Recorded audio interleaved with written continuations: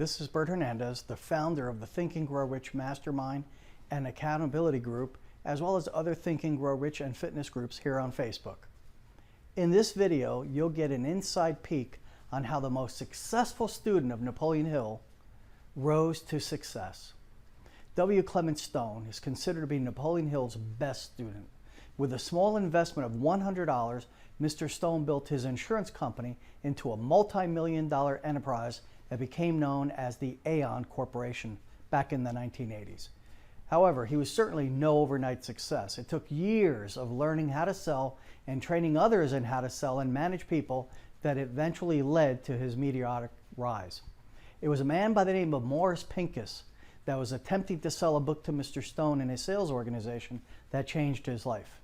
Mr. Pincus did not make the sale, but he did something that changed the course of Mr. Stone's destiny. He gave him another book.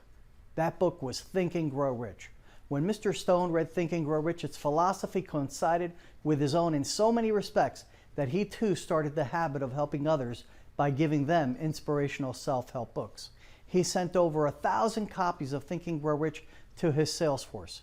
Now remember, this was 1937 and America was just coming out of the Depression. With the distribution of Think and Grow Rich in 1937, his sales managers began to be builders of miracle salesmen, and his salesmen began to make such phenomenal sales records that the results seemed unbelievable to those who hadn't learned the art of motivation. Within 2 years after Mr. Stone received Think and Grow Rich, he once again had over 1,000 licensed representatives. His bills were paid. He had a savings account and other equities, including a winter home, a modern duplex at Surfside, Florida. By 1939, he had found all the parts for his success system that never fails. He knew you needed a definite major objective with singleness of purpose. The plan was in place. However, adversity was just around the corner. I'll save that for another time to share with you that story. Now, I hope you'll join me in this video in watching W Clement Stone's. I strongly urge you to take notes as you watch this video. You'll see the Napoleon Hill success formula as you listen to Mr. Stone. Thank you, and I know you'll enjoy it. Take notes. On campus today, we're pleased to welcome W. Clement Stone, businessman, speaker, author, philanthropist, and really the list just goes on, but perhaps the best way that people identify you is Mr. PMA. Does that, do you like to be identified with PMA? Absolutely, because the very fact that a person mentions it indicates that they are somewhat involved with positive mental attitude. Mm-hmm. And the more they mention it, the better it is subconsciously for them, and the better it is for those who hear them. I've heard you refer to PMA as, I believe you feel it is a major discovery you made in your life, and a very important one. Well, the major discovery that I made, which I call my great discovery in the last few years, are two principles. Mm-hmm. One, how to recognize, relate, assimilate, and apply principles from what you see, hear, read, think, and experience, and from other disciplines so as to achieve any goal whatsoever. Now, what does that mean? That means achieving the impossible. Provided the goal or the method of achieving it doesn't violate universal law, the law of God and the rights of your fellow men. So I train persons to set very, very high impossible goals and how to achieve them. And that is done through repetition, repetition, repetition, by keeping one's mind on the goal. You see, the computer was designed as to function similar to the function of the brain of an individual, their human computer. However, with the electronic computer, when it's all set, you can work out problems with accuracy in a short space of time, but you'll never get out of that computer, the electronic computer, more than you took the time to put into it. Mm-hmm. With the human computer, it's endless, and that is handled through repetition, repetition, repetition, repetition. Mm-hmm. A child, for example, is taught to walk. The first step they may fall, but through repetition, repetition, repetition, the child walks, runs, etc. And so it is with everything else. Mm-hmm. When you talk about a positive mental attitude and how important it is for a person to have it, why do you suppose more people don't have it or don't realize the importance of it? Well, in the first place, you see, throughout the history of education, you could get a diploma at any elementary school or high school merely by using your memory. Cram for an exam and get 100. You get a degree at any university in the behavioral sciences or at any seminary by merely using your memory. And a person all of his lifetime may never figuratively have the true riches of life and the wealth of the world in the palm of his hands. And so that's the field I'm in, training persons on every continent, because everyone has that human computer, a brain and nervous system, but they're never taught how to use it. So it makes no difference whether I'm in Africa, Asia, or wherever I am, or wherever I have an instructor. They're taught how to use that human computer to achieve any goal. It makes no difference what it is, provided, again, it doesn't violate universal law. So you're talking about the first important discovery that you made is what might be called the R2A2, or the recognize, relate, assimilate. R2A2. You recognize something, you relate it to yourself, assimilate it, and then you apply it. And you're saying that is a different educational process for a person's mind than what the typical person is programmed through. And that's what makes it different. And they achieve that by having their mind on a goal. The important thing is to aim for a goal, and when you go to church or when you're in conversation or if you read something, because you have your mind on that big, impossible goal in the minds of others, you will be alerted to something that might help you achieve it. Then you say the next step is repetition, repetition, repetition. That's right. Whether it's walking or whether it's developing a technique in sports or whether it's trying to solve a problem, the subconscious will come up with the answer, because the subconscious operates 24 hours a day. If it weren't for the unconscious, your heart wouldn't be beating, etc., etc. Do you find that a lot of people don't have an adequate understanding and appreciation for the subconscious and its importance? Definitely so. If they really did, they'd realize how important it is to think of good thoughts, to think in terms of the good they want to do, etc., etc., to think of those large, impossible goals that they may think are impossible, but that are possible, provided they don't violate universal law. So as a result, do some people live their entire life and never really take advantage of the power of the subconscious in their life? Well, everyone does use the subconscious to some degree, but they may not set that computer for high achievement. Many persons have the potential to achieve phenomenal success. They already have it, but they won't pay the price to engage in tapping the subconscious through proper study and repetition. Your own personal career is a fascinating story, starting selling papers at what, age 6? At age 6. And then by the time you're age 20, you have your own insurance business. 13, had my own newsstand. At age 16, started selling insurance. At age 20, established my own insurance agency in Chicago. To what do you attribute the discovery of PMA and all of these other things in your life, as opposed to the alternative, which you've described that most people Well, seem to follow? actually, having been born in poverty, and my father died when I was very young, and my mother working, and my uncle and aunt with whom we lived working, I was pretty much on myself, so by myself, a latchkey kid, so to speak. So I had to think for myself.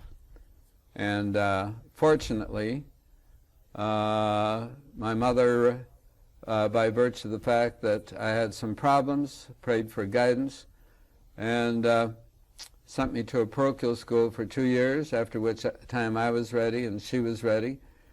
She then had her own dressmaking establishment, and I went to a public school and pretty much thought for myself. As you began to employ other people and have them work for you, the way I understand the story is that you developed a very specific technique in sales. You didn't leave very much to accident. Yes, I developed a system of cold canvassing, calling on banks, department stores, large offices as well as stores and office buildings, cold canvas, selling accident insurance. And I developed a system where it is absolutely impossible to fail if the system is used as it's conceived to be, the entire system. And it makes no difference, because it's based on the functioning of the human mind, it makes no difference whether we're in London or whether we're in Tokyo or whether we're in Berlin or whether we're right here in Dallas or wherever we might be. Mm-hmm.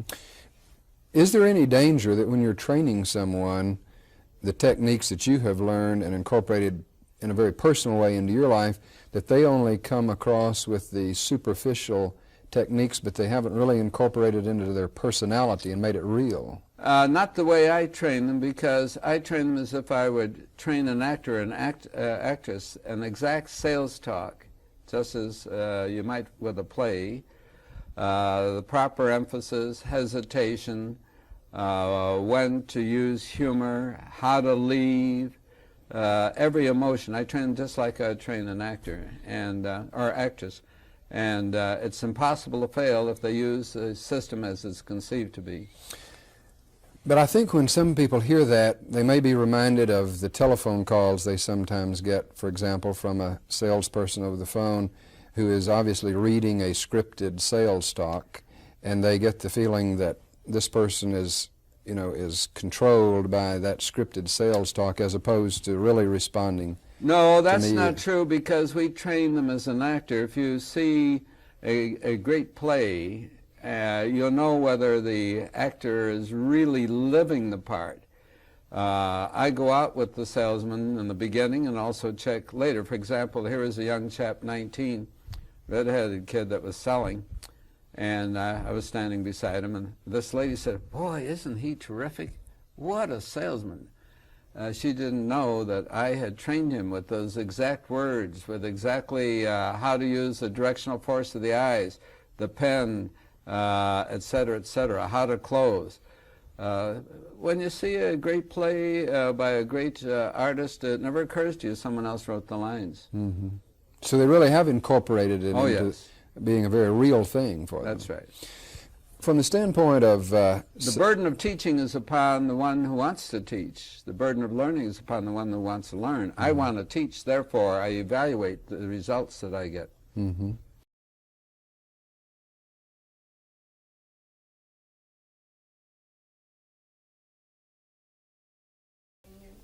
We're back on campus and continuing to visit with W Clement Stone. Another dimension of your involvement has been the magazine Success, and I believe you were involved in the founding of it, served as editor of it, and owner of it. That's right, and Og Mandino was on my staff for a period of years.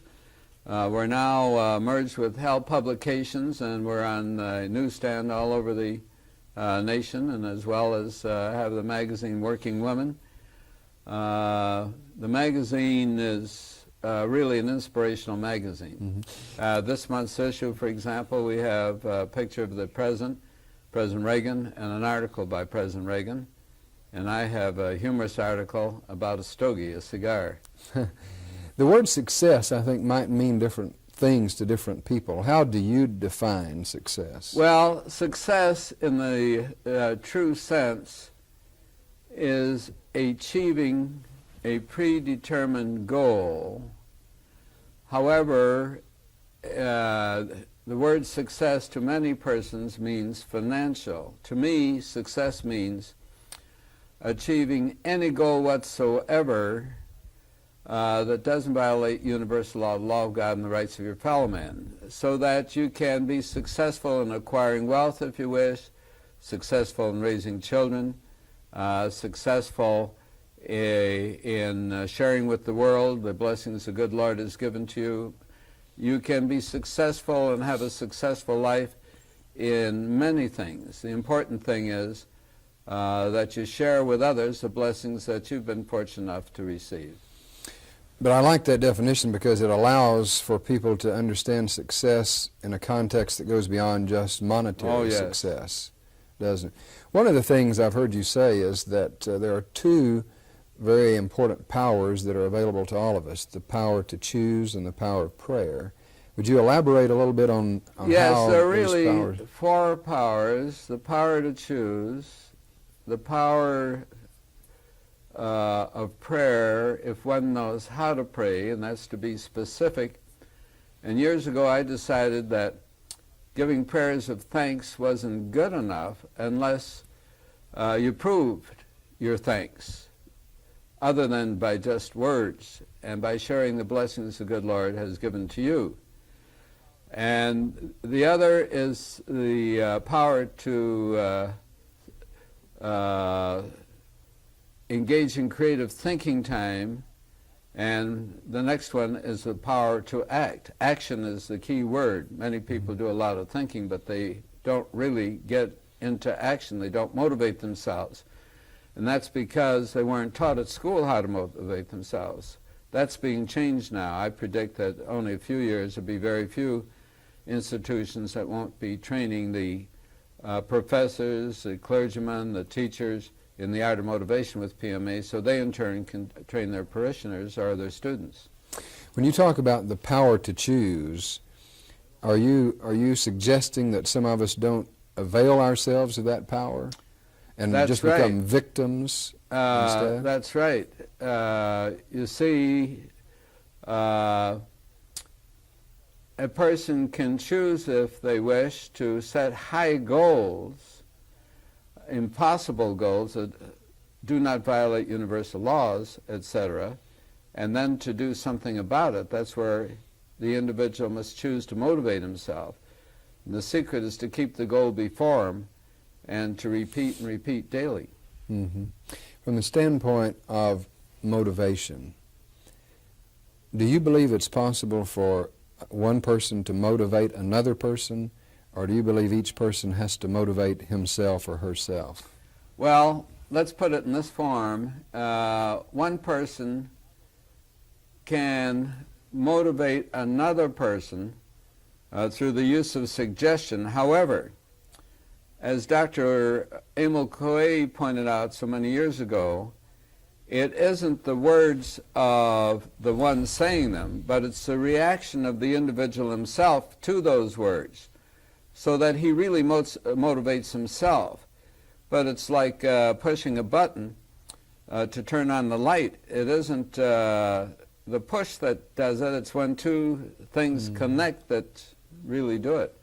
So that a person can motivate himself, or he can be motivated by others. In my case, I use strong suggestion, whether I'm working in penal institutions where we've reduced recidivism down to 15%.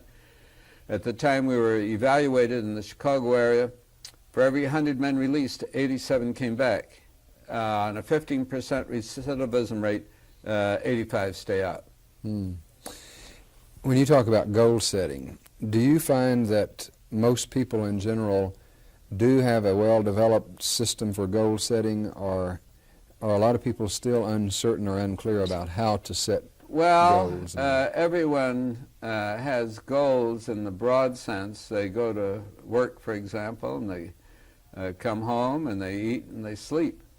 But not everyone has set high goals that they could set, or unfortunately, because of the school systems of the past, they weren't taught the art of motivation so that they could set higher and higher goals. It's impossible for anyone to conceive how far up is, except the limitation they put in their own minds. So we get persons to aim higher and higher and higher, regardless of how high they go. There's always a higher plateau. One of the things that I find interesting about your concepts and the thing that you talk about is this idea of 30 minutes of creative thinking time a day.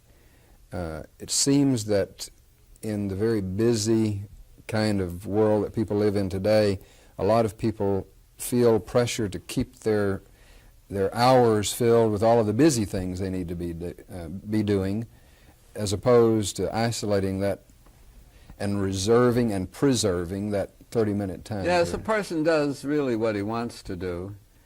The value of engaging in a half an hour each day of creative thinking time, where an individual will take a room where he won't be disturbed, sit at a desk or table, have plenty of light, have a notepad before him, The heading can be how I can achieve any goal that doesn't violate universal law, the law of God and rights of my fellow men.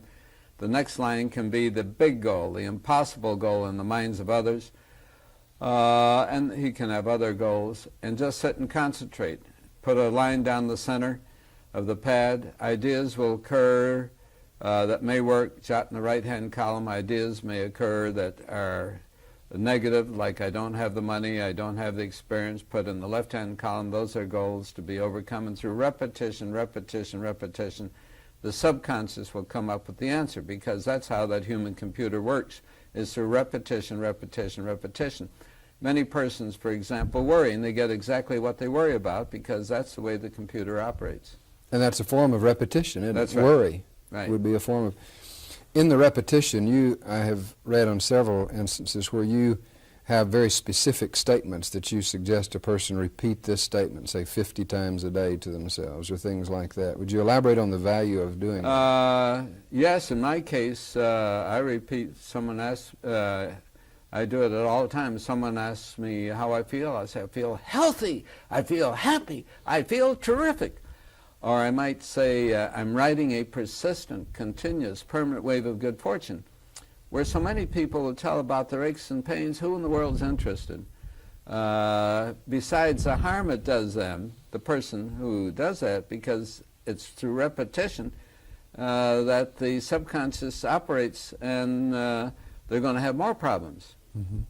So, from a standpoint of parents and their children, do you have any guidelines or suggestions to them about how they can get a child, their sons or daughters, to appreciate and incorporate this R2A2 approach? Yes, absolutely. They should obviously go to the library or buy a book on self-help, Think and Grow Rich, Success with a Positive Mental Attitude, The Success System Never Fails.